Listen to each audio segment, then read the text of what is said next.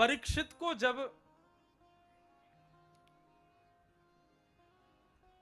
ब्रह्मास्त्र से मारने का प्रयास किया किसने? अश्वत्थामा ने।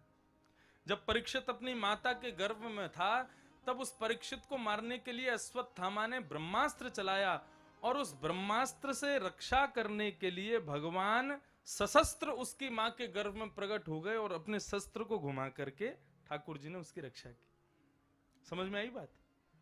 ब्रह्मास्त्र छोड़ा था अश्वत्थामा ने, तब ब्रह्मास्त्र से रक्षा करने के लिए ठाकुर जी गदा लेके पहुंच गए और गर्भ में जाकर के अपनी गदा को परीक्षित के चारों ओर घुमा करके ठाकुर जी ने शस्त्र की रक्षा की। लेकिन जब एक ब्राह्मण ने 7 दिन में मरने का वाणी का वज्र छोड़ा, वाक वज्रम विशसर्ज,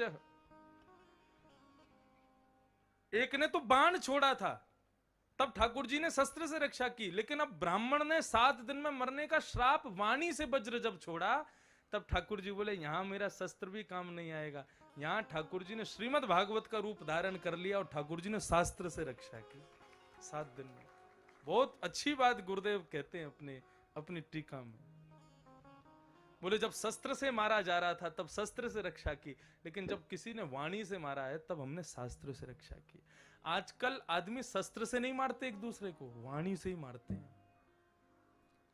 बंबई में कितने घरों में पिस्तौल मिल जाएगी, किसी के पास भी नहीं। कितने घरों में तलवार आपको मिल जाएगी, कोई नहीं रखता आजकल। लेकिन आदमी फिर भी दुखी, बोले उसने मेरे को ऐसा कह दिया, उसने मेरे बारे में ऐसा बोल दिया, उसका ये हो गया, और वहां ये बात चल रही थी, मेरे को ऐसा बोल दिया, मुझे तेज आवाज में बोल के गया, मेरे को। केवल वाणी मात्र से हम लोग दुखी हैं। तो ऐसे घनघोर कलिकाल में जहां आदमी को शास्त्र तो बहुत दूर की बात, वाणी से ही आदमी मर रहे हैं, ऐसे स्थान पर ठाकुर जी ने वाणी का ही रूप धारण किया। बोले इसी से